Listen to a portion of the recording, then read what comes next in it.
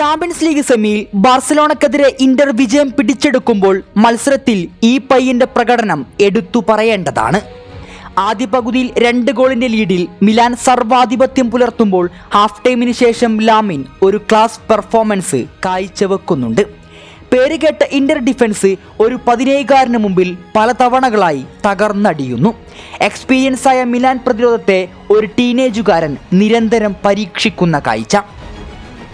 പലപ്പോഴും ഡിഫൻഡേഴ്സ് കാഴ്ചക്കാരായി മാറുമ്പോൾ യാൻ സോമറിന്റെ നീളം കരങ്ങളായിരുന്നു മിലാനായി ആ വിജയം സമ്മാനിച്ചത്.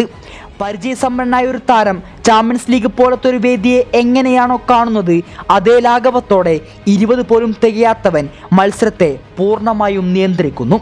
2 ഗോളിന് പിറകിൽ പോയതിൽ നിന്നും 3 തിരിച്ചടിച്ച് കാറ്റലോണിയക്കാർക്ക് വലിയ പ്രതീക്ഷ സമ്മാനിക്കുന്നു.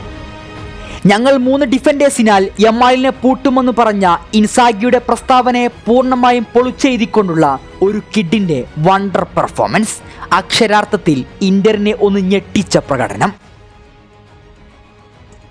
എങ്ങനെയാണ് ഇത്ര ചെറിയ പ്രായത്തിൽ തന്നെ ചാമ്പ്യൻസ് ലീഗ് വേദികളെ മനോഹരമാക്കാൻ ഈ പയ്യന് സാധിക്കുന്നത്?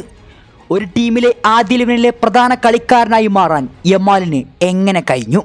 സാക്ഷാൽ ക്രിസ്ത്യാനോക്കും ലിയണൽ മെസ്സിക്കുമൊപ്പം താരതമ്യപ്പെടുത്താൻ യമാൽ ആയിട്ടില്ലെങ്കിൽ കൂടി 17 ഇതിഹാസങ്ങളായ അവർ എവിടെയായിരുന്നു എന്നും യമാൽ എവിടെ നിൽക്കുന്നു എന്നതിലുമാണ് ലമീനെ വ്യത്യസ്തനാക്കുന്നത്. ബാർസ പോലത്തെ വലിയ ക്ലബിൽ യമാൽ ചെയ്യുന്നത് വലിയ ദൗത്യങ്ങളാണ്. പകരക്കാരൻ്റെ റോളിലോ ആദ്യ പകുതിയിലെ കുറച്ച് സമയമോ അല്ല യമാൽ കളിക്കുന്നത്. ചെറിയ പ്രായമായിട്ടും ഫ്ലിക്ക് ബാർസയുടെ കടിഞ്ഞാണാണ് ലാമിൻ യമാലിനെ ഏൽപ്പിക്കുന്നത്. കളിയെ മൊത്തമായും അവന് കൺട്രോൾ ചെയ്യാൻ സാധിക്കുന്നു. പ്രായം കൊണ്ടല്ല, തൻ്റെ കളി കൊണ്ട് അവൻ പലരെക്കാളും മുൻപന്തിയിലാണ്.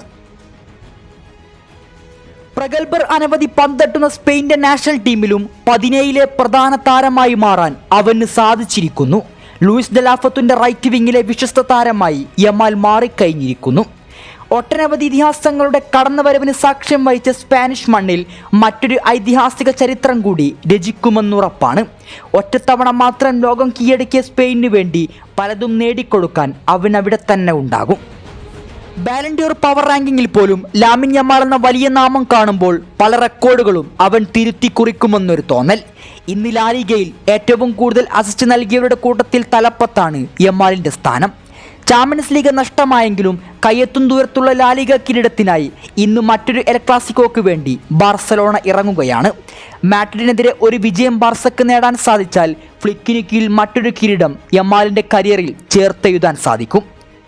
പലപ്പോഴായി ഈ സീസണിൽ മാഡ്രിഡിനെ കശാപ്പ് ചെയ്ത യമാലിന് ഇന്നും വലിയ പ്രയാസമുണ്ടായിരിക്കില്ല. എത്ര ഡിഫൻഡേഴ്സിനെ വിന്യസിച്ചാലും അവൻ അവൻ്റെ കളി കളിച്ചുകൊണ്ടേയിരിക്കും.